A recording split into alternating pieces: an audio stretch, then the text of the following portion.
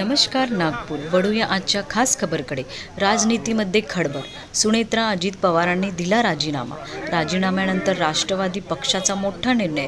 छगन भुजबळांना डावलून राजेंद्र जैन यांना राज्यसभेची उमेदवारी जाहीर. याचा जल्लोष नागपूर गणेशपेठ येथील राष्ट्रवादी कार्यालय परिसरात पाहायला मिळाला. यावेळी पक्षाचे नेते अनिलजी अहिरकर, राजाभाऊ ताकसांडे, रमेशजी फुले, अन्य पदाधिकारी व कार्यकर्ते मोठ्या संख्येने उपस्थित होते. हम तुम्हारे साथ हैं। प्रफुल्ल भाई आप आगे बढ़ो, हम तुम्हारे साथ हैं। सुनेत्रा भाई आप आगे बढ़ो, हम तुम्हारे साथ हैं।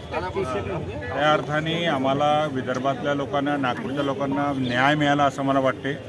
कारण की अनेक दिवसापासून आमच्या अपेक्षा होत्या की इथे प्रफुल्ल भाईच्या व्यतिरिक्त आमच्या पक्षामध्ये पुन्हा काहीतरी पदं लोकांकरता यावे. पण खऱ्या अर्थाने आनंद या गोष्टीचा आहे की सुनेत्रा वहिनीसाहेब ज्या प्रमुख आहेत देशाच्या व उपमुख्यमंत्री आहेत, त्यांचं जे पद होतं राज्यसभेचं ते त्यांनी आमच्या राजेंद्र जैन साहेबांना अलॉट केलेलं आहे. काल डिक्लेअर केलं तेव्हापासून आमच्या पक्षाच्या सर्व कार्यकर्त्यांमध्ये उत्साह निर्माण झालेला आहे. आणि त्या उत्साहवर्धक वातावरणामध्ये आज आम्ही फटाके फोडून, मिठाई ओढून उत्सव साजरा केला. अशाच प्रकारे पक्षाने विदर्भाच्या लोकांवर जास्तीत जास्त लक्ष दिलं तर पक्ष मोठा निश्चितच आम्ही मोठा करू असा मला विश्वास आहे. खूप खूप धन्यवाद. काय सांगाल आज तुम्ही? आज राजेंद्र जैन यांची नियुक्तीचा मेसेज मिळाल्याबरोबर आम्ही विदर्भातले सर्व कार्यकर्ते मोठं खुश खऱ्या अर्थात खूप आनंद झाला.